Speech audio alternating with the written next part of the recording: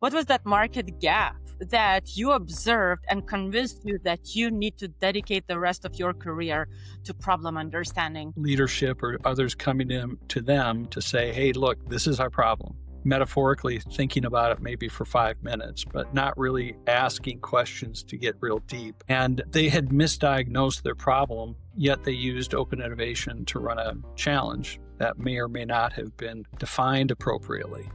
Have you ever seen in your career that the culture started to change because of an innovation challenge that they worked with? I've seen executive leadership in high-end medical devices companies take the innovation drive that they have and make it more than a slogan. So across the leadership team, what the C-suite had determined was we want to hold management across the divisions down to a certain level accountable for innovation engagement, which meant allowing people to have time to do it. What if the biggest barrier to solving your toughest innovation challenges isn't a lack of talent, budget, or technology, but the fact that you're solving the wrong problem? Very often, leaders assume that innovation starts with brainstorming sessions or hiring the smartest people. Of course, you need the smartest people. But my guest today has spent 3 decades proving that it starts much earlier than that, with a question that many organizations rarely dare to ask, and that is, are we sure this is actually the problem? My guest today is Jon Fredrickson, another pioneer of open innovation who has worked with companies across 6 continents. He has seen billion-dollar companies misdiagnose their most critical challenges and chase symptoms instead of root causes. Each experience has deepened his conviction further. When you get the problem right, you get the solution right. And very often, the solution will come from the most unexpected people in the most unexpected places. Today, Jon is the founder and the CEO of Einstein 55, an innovation consultancy he has launched to help organizations stop, slow down, and understand what they're really solving before dedicating resources, time, money, and energy on solving the wrong answer. I'm your host, Ilariana Casanigu, an innovation strategist on a mission to help leaders with or without innovation in your title to activate innovators, innovation, and innovation culture. If this sounds like you, hit subscribe or follow wherever you're listening. This is Activate Innovation Lounge, your podcast, and let's welcome Jon Fredrickson. Jon Fredrickson, I know you pretty well by now through a number of our conversations, but instead of me, why don't you introduce yourself to the audience? Who are you and how should people know you? That's a familiar question. So thanks, Ilariana, for having me on your podcast today. I'm excited to be here. My name is Jon Fredrickson, and for the last 3 decades, I have been working in the field of innovation, particularly with the original incentive in open innovation. So I have been fortunate that across my long career in business, I was usually in places where someone had said, hey, we've never done this before. Would you like to come over here and do this? So I feel like all of those past jobs and work experiences and being on different sides of the desk, either as a buyer or a seller or a consultant, prepared me for what I did at the original incentive for many years across 3 decades. And just really excited to be here to share some of the things that I've learned. I like to think of myself as a continuous learner. I'm 100% sure that I'm not 100% right. And I'm also 100% sure that I'm not 100% wrong.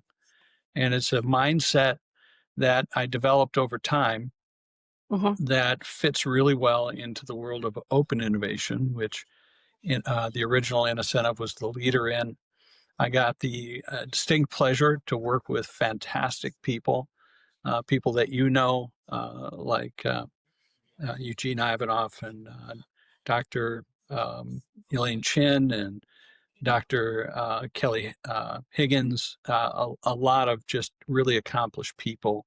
When it comes to the mission that our company, Einstein's 55, was founded on by me in 2024 and continues today, in helping companies that say, man, we really need better solutions. And what I discovered over working with customers across 6 continents, from some of the very largest in the world to startups, you get better solutions when you understand root cause problems and you ask better questions. And that's what Einstein's 55 was founded on. And we can talk about the story of that. But I've been the CEO and founder of the firm. I have some of the most skilled and gifted collaborators that are humans working with and using AI where appropriate to help our clients think about the problems that they believe they have. Many times those turn out to be symptoms, and really helping them think about root cause, problem understanding, and then I'll take it from there as we talk about methodology that we pioneered, capabilities that we bring to clients, our absolute commitment to truth. As much as a client may want to work with us, if we can't help, I will tell them. I've got other great associations with other practitioners in innovation that if I think they are better suited, a particular client's better suited to someone else, even if it costs me work, I would rather be truthful, honest, and straightforward about what we can do and bring them to people who can solve their problems. So that's a little bit about me. That's just a tiny bit about what Einstein's 55 is doing, and is a provocative name for sure, but it speaks a lot. It truly does, and so does your experience, right? And throughout your career, your fascinating journey with open innovation, you have had a unique chance to work with over 500 companies across industries and sectors: government, non-government, pharma, corporate sectors. And so, what I'm curious to know, what inspired you to start specifically Einstein's 55? Because like I guess that you need to be just a bit knowledgeable of Einstein, but he said that if he had 60 minutes to solve a problem, he'd dedicate 55 of those to understanding the problem. So what I'm curious to know is, like, from this extensive career of decades in open innovation, what was that market gap that you observed and convinced you that you need to dedicate the rest of your career to problem understanding? What were you seeing that organizations were getting repeatedly wrong that you Sure. decided to help them solve? Yeah, thank you. That's a great question. So, you're correct on the Einstein's 55 and what he had said, and using those last 5 minutes being critical after using the first 55 to think of all the problems and solutions that would need to be solved to save himself. The reality is, and what I learned over time, was that in engaging with some of the brightest people on earth, who are way more sophisticated in degree than I was, what they faced were leadership or others coming to them to say, hey, look, this is our problem. Metaphorically thinking about it maybe for 5 minutes, but not really asking questions to get real deep. And they had misdiagnosed their problem, yet they used open innovation to run a challenge that may or may not have been defined appropriately. And what I saw in working at Innocentive was, I saw first my curiosity going up. I love asking questions. My father had said, hey, God gave you 2 ears and 1 mouth for a reason. Use both in proportion. And when I was on the customer side of the desk, I would see people never really asking me questions, but more or less making statements about their capabilities. And it really made me think and reflect. And after a lot of scars from hard lessons learned, all valuable and all important, it became clear to me that there was some secret sauce in the thinking of people like Alf Bingham and Aaron Schott, who started Innocentive, that thinking about the problem first mattered, and having people who could tease apart by questioning, why is that the problem? Why are you sure that that's the problem? What did you do and why didn't it succeed in the past? When somebody says, I need something that's faster and less costly, well, what does faster mean? Faster than what? Faster than a turtle, or faster than a rabbit, or faster than a rocket? And it became ingrained in me that whether you were a startup or one of the biggest companies in the world with the most talented people, skilled on earth, that when we would see clients, as I had originally written a program to help companies get onboarded into a different way of thinking, and we called that on-ramp back in the day. We used it to help enlighten people around simple questioning of assumptions and their diagnosis. And through that, we helped them see it. There was a light bulb moment for all clients at about 15 minutes in. As we would question and probe, you could see a light bulb go off in their head. That was, oh my gosh, maybe we've been thinking about this in the wrong way. Maybe we really didn't define the core problem.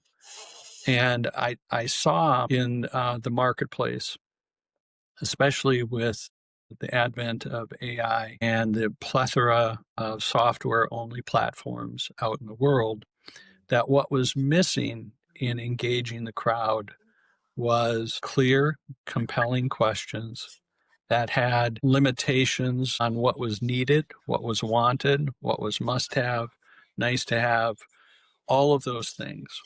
And what we have at Einstein's 55 converted that to is a methodology we call BOOM. And it's an acronym.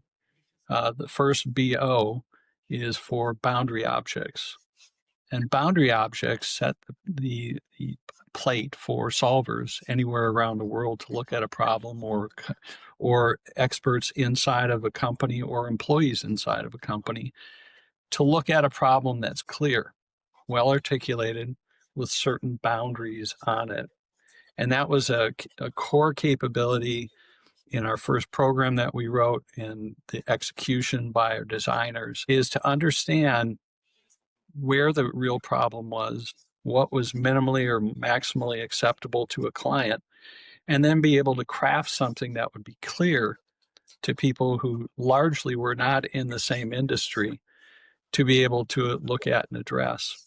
And the people, from our experience at the original incentive, was that over 80% of the winning solvers would not fit the hiring profile of the client. So think about that. We walk around hiring great people who do great things, and you need those people on your staff.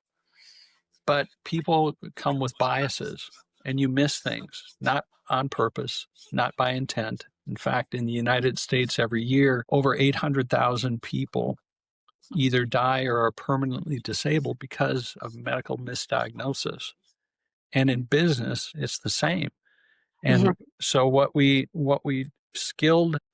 took our skills in boundary object challenge development, and what we attracted in is optimal marginality. The second part of BOOM is optimal marginality. Wow. And it's a concept that's been written about, much in like having a dinner party at your house.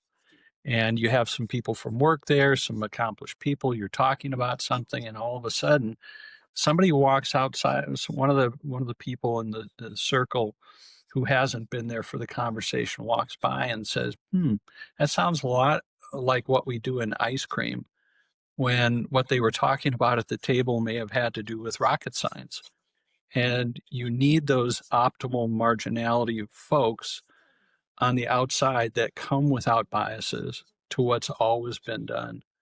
And they bring their insight, maybe from an existing technology or process or capability, and they bring it in to open up the aperture for innovation in a company.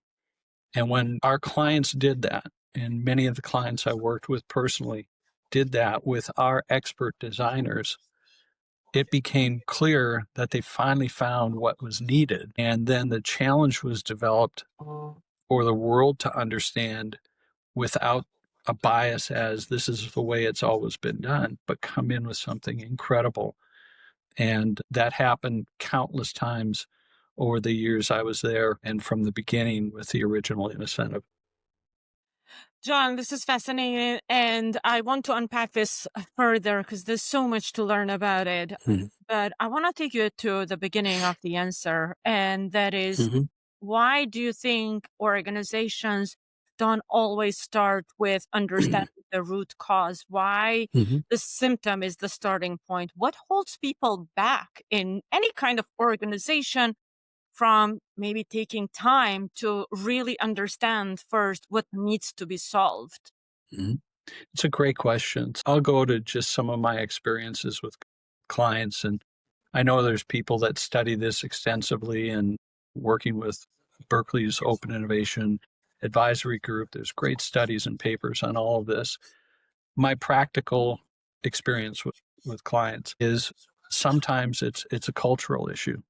So if I'm at NASA and we always have the best heliophysicists and others that handle space, you need those people. But you also then have a culture of we're pretty insular. Now NASA changed that, as have many other organizations and companies in government and outside of it.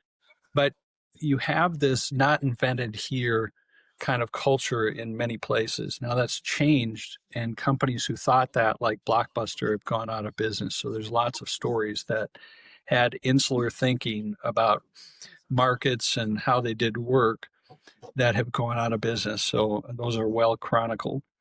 But what I think happens is I talk about it in terms of there's organizational antibodies. So antibodies attack something that might be foreign and not welcome in a human body. In business, there's an overt antibody that's not invented here. Joy's Law countered that with most of the smartest people work for somebody else. And when you think about that, that's kind of narrow thinking that we have all the best and brightest. We don't need anybody else. There's a covert antibody that I think is more dangerous to an organization. And this is one that management can help with, but it's humanly ingrained. If I was educated to be the expert in a specific area of R&D or technology or process, I was hired to be that expert for my company. It's hard to think that anybody else could have a different thought. And in fact, there's something very deep inside people natively based on Maslow's hierarchy of needs. At the very lowest level is just survival. And if I use open innovation to define the problem and solvers that look unlike me as the expert, is my job at risk? Will I be made redundant? Am I going to have to start doing something different because I just said I couldn't solve it, or somebody knew that we couldn't solve it? So those antibodies constrict and slow down innovation, but the root cause problem design becomes then more critical, so that whatever the design is to address the problem and whatever the solution is that the client gets that addresses that from wherever it is out in the world, from ecosystems that are built to collaborate with suppliers, if it's clear, it feeds the solvers because they want to solve clear problems. If it's clear, it helps the organization. But it's critical to fight the antibodies in an organization that leadership at every level says, look, nobody gets fired for telling me you can't solve something. A.G. Lafley at P&G had said he expected half of the innovation to come from the outside. And so there's countless stories, but it starts with an enlightened leader to say, look, even simple things. If you bring a problem to me, you get a $35 gift card to a restaurant, or name a number. You and your teammates out for a cup of coffee. You get funded to execute the project once it's solved. There's lots of reward systems. So taking from MasterCard, whatever is most valuable, give them something that is good for the individual. So the fear and shame of not being able to solve as the expert goes away, and talk to them about, you matter, you're here, you're not going anywhere. We may need to hire more people like you who are brave and fight the antibodies personally and in the organization. But that's a challenge. And there are a lot of good people trying to do the right thing. It is a challenge, but the other thing that, as you explained, what highlights to me is that at the end of the day, the culture of an organization is really Yeah. set by a leader. And at times, as leadership changes, so does the culture of the organization. And that also means the way that antibodies behave, but then also the way that incentives Yeah. are made available to everybody in the organization. Because very Sure. often when we talk about innovation challenges in particular, we talk about the incentives that go to the solvers to engage with the challenge as a return, as a reward. Mhm. But in organizations, and especially like larger organizations that want to drive some innovation culture, be it through within or for bringing the expertise outside, it seems that leaders need to think about distributing incentives to everybody, to the leaders, the middle managers that tend to be very often the permafrost of innovation Right. management. But what I would love to learn from you is, have you ever seen in your career that the culture started to change because of an innovation challenge that they worked with you, that experience of working and shaping a challenge to source solutions, be it from internal crowd or external crowd, started to open up the minds within the organization and sow the seeds of a new culture? Have you Right. come across experiences like that? Yeah, I have, and some of them have been talked about widely, from publications. One that I often think back on, and culture changes are also maybe best way to think about it is seasonal, because for a season, depending on leadership, you may do this for 4 or 5 years, and then leadership changes or moves on, or objectives change and competition changes. So you almost have to look at what is the sustaining importance of innovation across cultures as they shift and change. But I've seen executive leadership in high-end medical devices companies take the innovation drive that they have and make it more than a slogan. We're not going to save the world one challenge at a time. Let's that slogan off the table.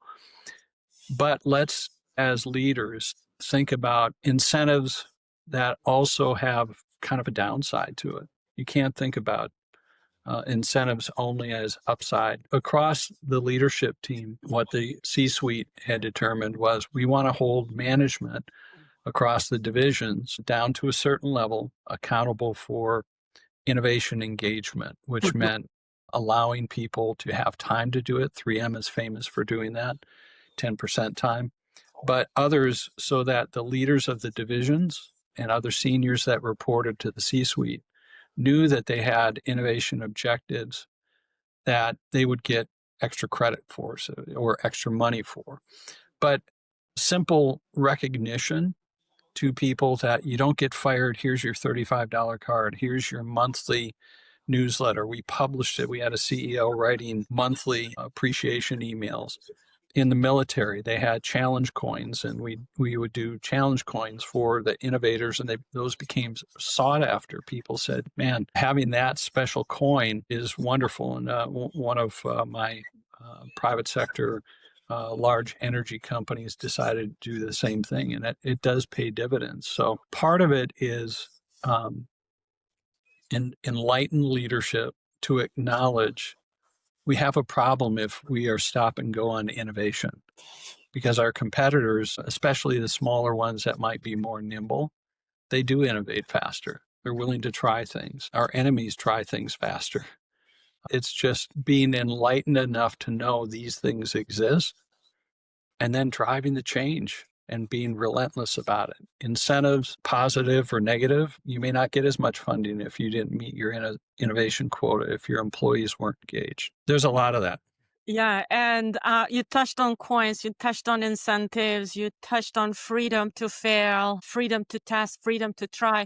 And this all can really be well packaged in an innovation challenge that any Right. leader, anytime in an organization can apply to do all of those and bring to the table a multitude of options of how to solve a problem that they have just rightly defined. But Right.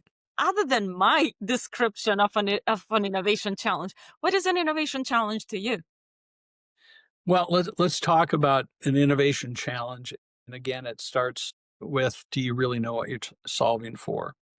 Okay. Once you've determined that, and once you can document what is really needed, first think about it as fail fast is an incomplete sentence. It should be fail fast and learn always. So understand before you go into it, as well as you can design something to be looked at by a crowd, you may fail, but you're going to learn from that and take every learning as the next opportunity to improve. And so don't look at it as truly failure. And I know you don't. One of the things that you have to then consider is, now that I have the right question to be diagnosed about my problem, where do I put this? The everyday thinking has been, well, let's ask our experts first. Okay, you did that and you're still stuck. Let's ask more of our employees second. Okay, well, there's tools to do that and platforms to do that. I like metaphors. So I'll use one here. So if I had this big problem for whatever my company was, and I metaphorically take it and fashion it into a big rock, Mm-hmm.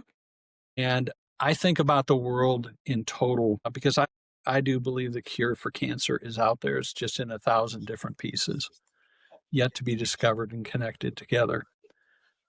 And I could be wrong. What I think about is, if I take this rock and I throw it out into the ocean or the sea of solvers, that's where people around the world could get a chance to look at this particular problem. There, that rock where it hits the water is the point of discovery. Here's the problem. But that rock creates ripples out from the middle. And each ripple I look at as ecosystems of potential solvers. So the farthest out might be open innovation crowds, where you don't know who they are. They don't know who you are. Maybe they do because you put your name on the challenge. But where you start shouldn't matter. The logic says, let's start with our own employees. Outside of the subject matter experts that we currently have, let's see if our entire employee base could help us. Logical step. And there's software around that, like Itonics and Hype Innovation and others, ratio ecosystems that have these kind of capabilities. But there's another ripple. And let's say metaphorically, half of the rock problem was solved. So I've got something that's smaller now because the employees enlightened me about something. But you still have half the problem that hasn't been solved. So let's move it out to the next ripple. And let's say the next ripple is a safe ripple of ecosystems that maybe you run. There's platforms that do that, like Ratio and Itonics and Hype, Q Markets, those kinds of platforms, where you could invite suppliers in, or experts that you contract with, universities, all those kinds of capabilities, along with searching patent databases and scouting firms and accelerators. So that let's say that half the problem's still in with those, and let's say half again of that problem gets answered. Well, you still have a quarter of the total rock, and that might be the last hardest quarter that's most important. And then you can put it out to the crowd. And what is the crowd? That's tough. The crowd is fickle. It shows up when there's food on the table that they like to eat, meaning a challenge that's clear and means something to them that they think they can solve. And you let people, the unknown, unexpected people, show up. You don't want 100,000 answers from them. You don't want 1,000. In a well-designed challenge by experts like Einstein's 55 has, and people like Eugene does, these experts can help get the challenge to the right people and clearly give back to you not 10,000, not 1,000 solutions that you have to review, but maybe the 10 best. Maybe those 10 spent the full 60 or 90 days working on a solution that they could battle test against what the requirements are, that they could examine, research, test, prototype, and produce that for the client. Logic says you go from inside out. But I look at it from this perspective of, we had a client, global seeds and chemicals company called Syngenta. And if any of the listeners want to contact me for the paper that was done on this by an independent third party, they had said when they first began their adventure with Innocentive, the original Innocentive, was that they were interested in some challenges starting at the farthest extremes of those ripples out to the crowd. We want to do challenges there because we already know we have insular thinking, or we've tried things inside and we're not getting answers. So let's not keep asking the same people to look at the same thing. Let's go outside to get insights. And they chose, because they used us both internally and with a product at the time we called Innocentive at Work, and externally using Innocentive the Crowd. So they were able to use that capability to start anywhere. Maybe start with ecosystems like Ratio does or Itonics does, and invite people in. Now use more AI to get some answers. AI isn't ready to ask questions and design challenges. It's great at responding to questions, but my sense, and I've talked about this at Berkeley and other places, I think it's 5 to 8 years before AI is going to be able to get to the level of human AI collaboration that we're already doing. And that's why experts matter. There's a lot to your question, but I think where answers exist is everywhere. Who has them?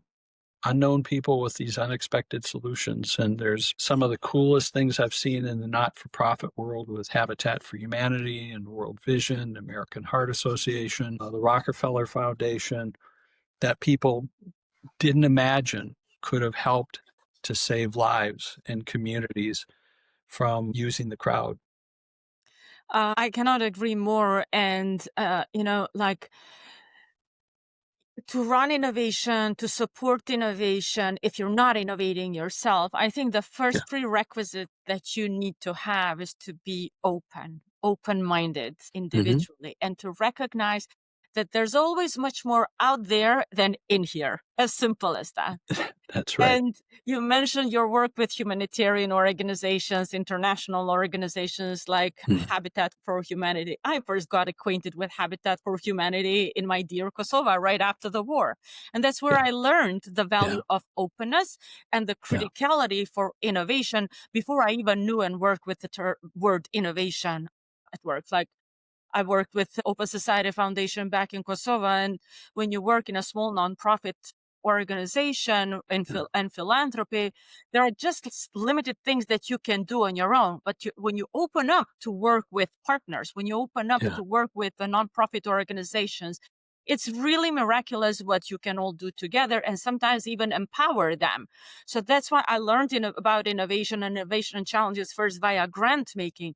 And so for me, like, innovation challenge right now is my admired way of working with the others and empowering the others, because there's no better tool to activate innovation / first of all, innovators, than an innovation challenge is one. But it's not only activation, it's a sourcing mechanism, and sometimes even procurement mechanism. That's what the DoD, like now Department of War, used to refer like, and I love their model, challenge-based acquisition. So it's about innovation, but it's about that competitiveness about it. But more than anything else, you're not going to succeed if you don't know what you're solving. And that's right. What you're highlighted, like, yes, you're solving, but you don't 15,000 submissions, proposals, or ideas. You want maybe 10, but 10 that are really workable, because don't forget, you need to review each one of those. You need to judge. You're not doing that on your own. You're always going to have other people to do that. But you want to be leveraging or engaging that expertise to find the best solution in the most valuable way.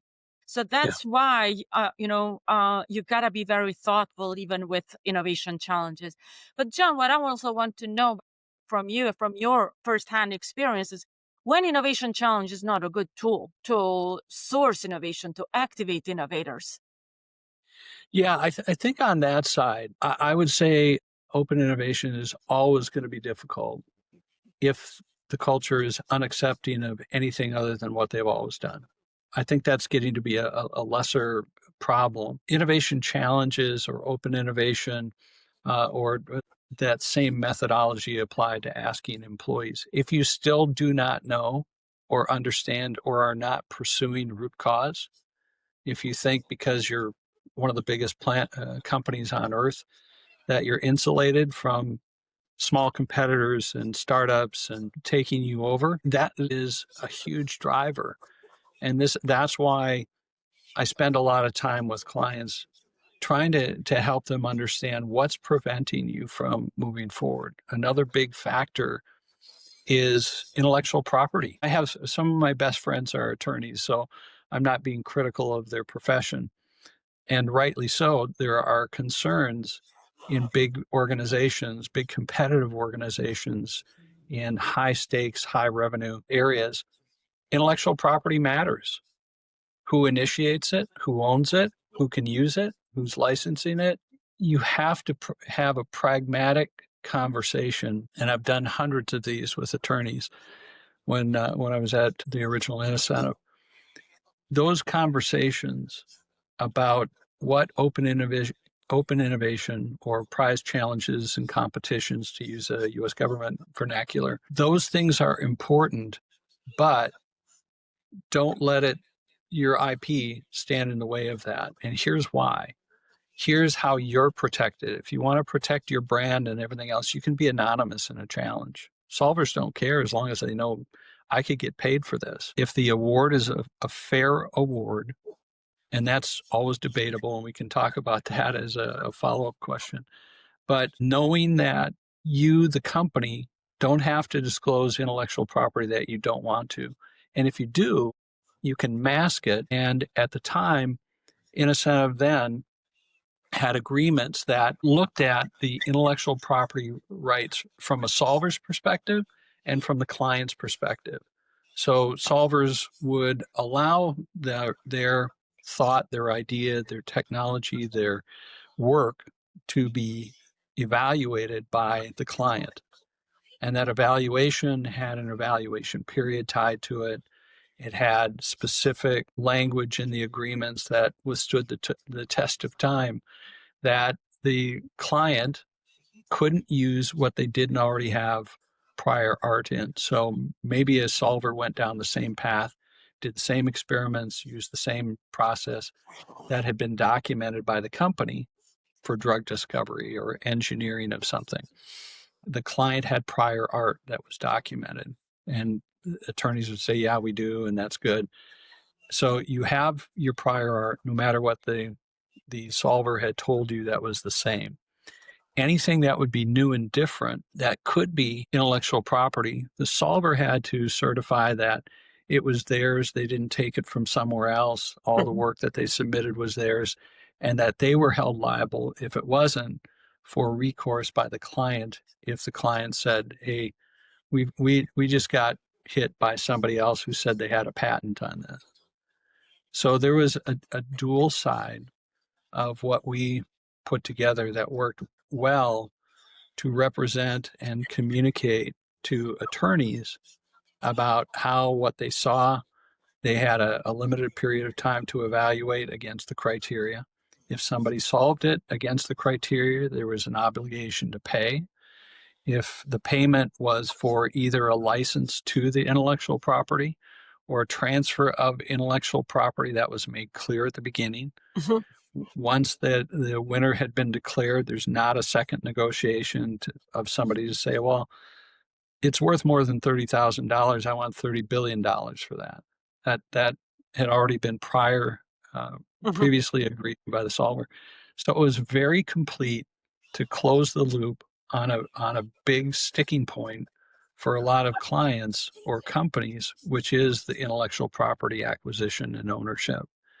So good thinking back in the day, and it applied up until when I left in 2024, as far as I know. You're touching upon a very important point, and that is the result of solving the problem. Mm-hmm. Because at the end of the day, that's the reason why we're launching any innovation challenge, to solve a particular problem. And addressing the IP means that you're thinking about how you're going to work with that problem. Mm-hmm. And from what you're sharing, I understand that this is the leveraging of the outside in model of open innovation, Right. when you're trying to absorb the external solution within the organization, probably corporate organizations and life sciences that you highlighted. But I'm assuming in the case of Habitat for Humanity or maybe international or development organizations, they would want to see that solution succeed outside in the market on their own after winning the solution, the challenge.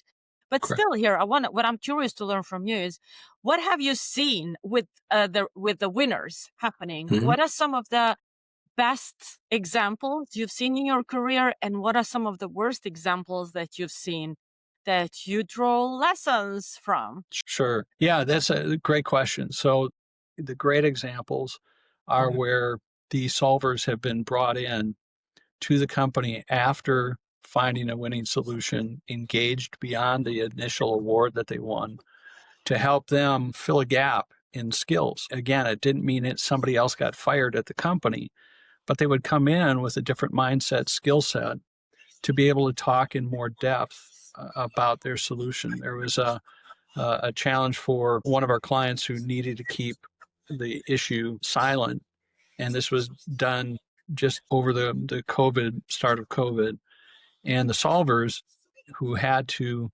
provide a very technical response initially to get awards of $100,000, and then do a second phase to prototype their solution to be evaluated by the client in a bake-off, essentially. They did work from apartments. Somebody in Romania, somebody in France continued on to split. I think the follow-on award for prototypes was something like $300,000 to $400,000. These people, for the client, who had almost unlimited resource to be able to do some of these things, hadn't thought about what they came up with as concepts, hadn't produced what was needed as a prototype, and they got all of that.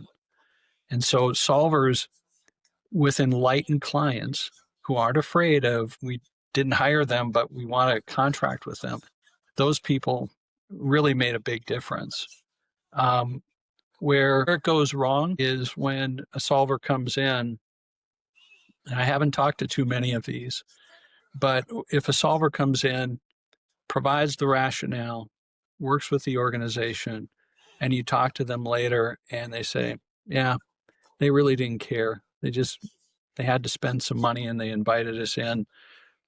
We proved out, but to the solver, it became pretty obvious. They weren't interested really in the solution. They were more interested, the experts that they engaged with, they were more interested in saying, well, yeah, that was interesting, but you still need us, company. So again, it goes back to culture and those antibodies in people. But where solvers have been engaged afterwards, you mentioned Habitat for Humanity and how solutions could be saved. In a lot of the humanitarian organizations that we worked with, what they were helping us do and helping their communities they were trying to serve do is find smart, economical systems to resolve these problems, and then have it be so easy that either a homeowner or some local contractor or builder could construct something or install something that didn't have a high cost. It was easy for them to do. And we saw that in malaria reduction challenge that was done for Africa, where the solution was incredibly economical and had about a 98, 99% effectiveness in preventing mosquitoes from entering homes in Africa overnight, reducing the possibility of malaria. We saw the same thing in the Philippines, where solvers came to talk about new structures for foundations that would prevent earthquakes and hurricanes from knocking down the structures.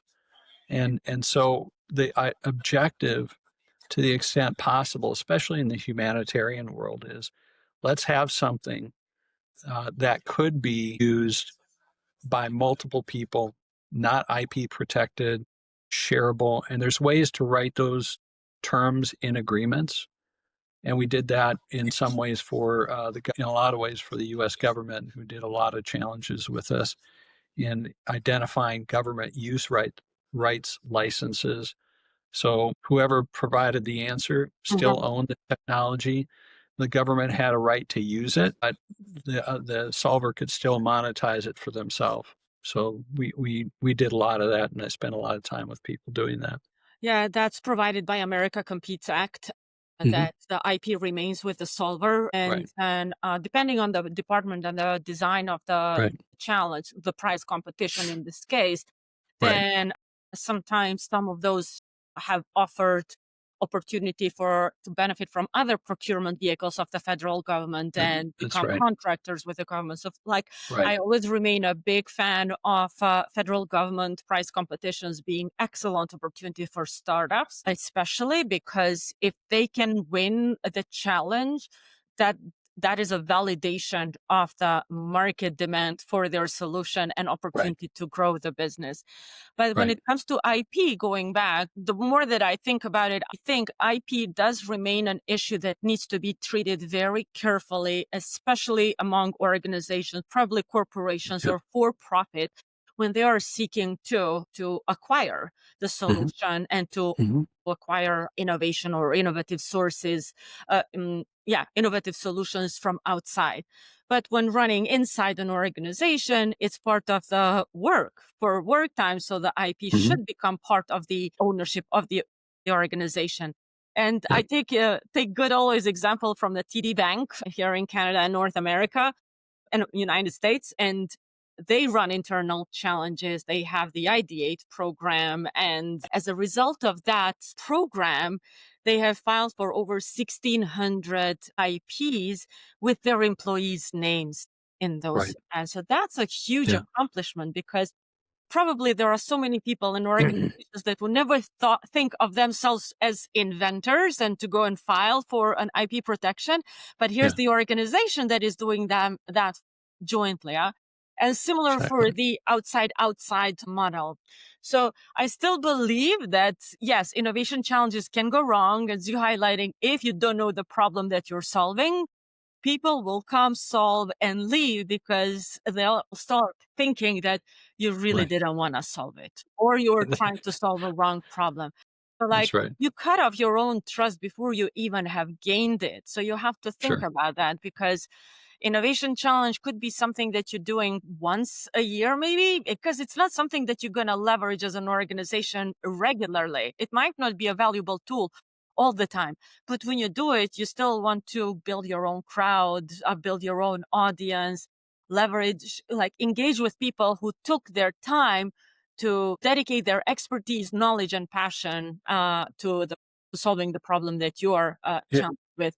But it's go ahead. Just one quick comment on that. It's interesting. There are some solvers that I've talked to who didn't want to engage afterward. They just wanted to, it's like, hey, pay me my money. I'm good to go. I hope it helps them. And the IP factor inside of organizations, I think most enterprises are pretty comfortable with the fact that their employees should be on patents if they were part of the discovery and first ideas on it. And so that's a great and common practice around that. And, there's many forms that can take, but the recognition of using crowds, it's interesting that the company that I mentioned earlier in the agriculture world, Syngenta, in the study that I'm happy again to send to people, it noted 182% return on investment in under 2 months or under 3 months. And the reality for them was these were things that they were excited about for their people to engage in. They made a decision to do 20 challenges a year, 20 external. And they had countless numbers, others internal using Innocent at work at the time. Real serious organizations don't just do one challenge a year. Humanitarian organizations totally get that. They have fewer resources. But serious organizations need to think about this as a institutionalized capability, not occasional, but more of in our world, take our boom methodology, teach, train, mentor people in how to think differently about problem identification. Regularly look at going to the outside world because you don't know who's out there. And intelligence changes over time. If you are just occasionally doing it, and I'll tell an old story about Innocent of long ago when I first started. One of the thoughts was, let's go metaphorically a mile deep or a mile wide and one challenge deep. So let's try and get as many companies to try open innovation at least once. And I can't tell you how many times a client would get the correct answer, but never do anything else after that. Because one proof point, too many antibodies, we have other things to do. It does take time. So I think the enlightened organization that says this is just a capability we have. And whether you do 20 a year, 4 a quarter, whatever you're going to do, don't make it an irregular thing that is easily swept aside by people because that's not how we work. Make it how you work. With the proper acknowledgement, IP can be protected and created by us. Use the crowd inside the firm and your strategic suppliers and ecosystems or others you invite in. But do this regularly. You change the trajectory of how quickly you can innovate and who can help you.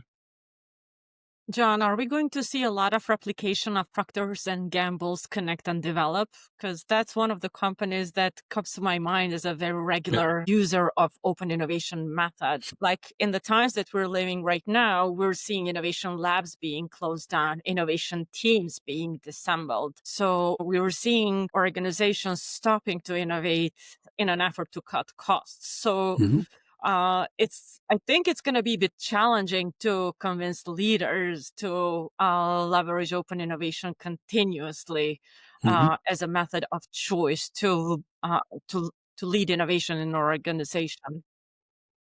Yeah, it's a great question, and academics are looking at this as well too. I think the evidence, it's like anything else. If you let one story go and dominate the way you think and dominate what you talk about, you lose sight of other stories of success. So we know, and for a lot of good reasons, that over the last two years for sure, and maybe more, AI has taken a lot of the oxygen out of the room or put a lot of oxygen into the room around AI. And that's why, I'm not interested in starting my own platform or building my own software. There's other great tools to do that. What has to happen is that organizations need to have clear understanding of why more minds right now, in addition to proper use and trained use of AI, could be helpful for them. And more minds, you can't hire everybody. You just can't.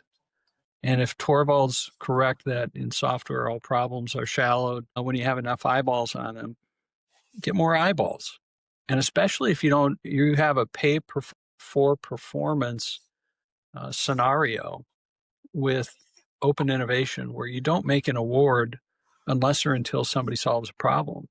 Or if you want to reward ideas, you set up a structure so that there's a fair balance of what you give the best idea and some recognition to others. Nobody's going to compete for $10 if that's a solution or $100. But I think there has to be some hard thinking that organizations are doing. You look at the statistics, and there still are organizations that are worried about and see the lack of use of AI across the organization. And if you're betting the farm on it, my question is, why is that?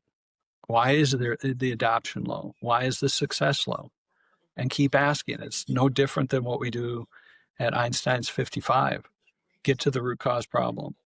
Find out why people aren't using it. Find out why AI alone may or may not be the perfect solution for you. Question, could more eyeballs give me better insights? I know for sure AI doesn't have serendipity. I know for sure that if you and I Liliana had seen something, experienced something in Kosovo or here in Minneapolis, and we didn't write it down. We didn't put it into a research paper. It's not documented. AI will never find it, but you and I might have the keys to something that we need to solve whatever crisis comes up next. So I think it's going to be pragmatic conversations with pragmatic leaders to say, don't commit to doing one thing and one thing only, and hope you're going to be successful at replicating that beyond one thing. Just my thoughts. You touched upon the value of tacit knowledge, and that's something that fascinates me with innovation challenges. And I literally talked about the same topic with a previous guest that on the podcast. So Good. great minds think alike. Okay, Yes. sorry for lack of modesty on this one. No. Source the tacit knowledge. Yeah. Paper success financing model. Yeah. Innovation activation tool. Innovation sourcing tool. There are at least these 4 reasons what make innovation challenges as a method of choice for Right. hopefully a lot of leaders to start thinking and considering how they're Yeah. going to start to leverage. And yes, with no matter how much AI tools we're going to have, the AIs work on digitized, codified language.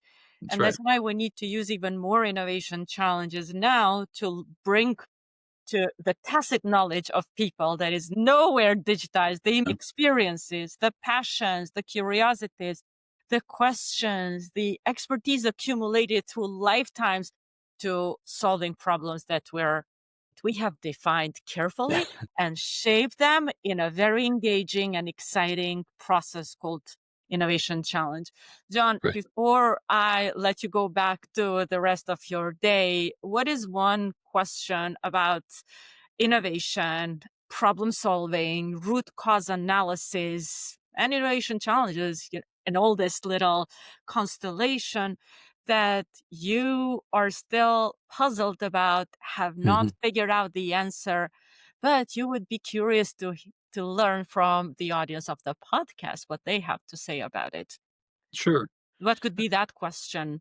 Yeah, I think, defining a couple barriers that I've seen is interesting based on my experience on what are the barriers and antibodies to this becoming routinized within an organization and why it may fail. I get that. I also am, again, 100% sure I don't know everything. And so I think the antibodies that people see, and especially coming up with AI taking the oxygen in or out of the room, I think it's going to be interesting to hear why people think that human innovation may be thwarted. I think it's important that somebody can make a case why AI is going to get better than humans at that. And I don't dismiss that fact.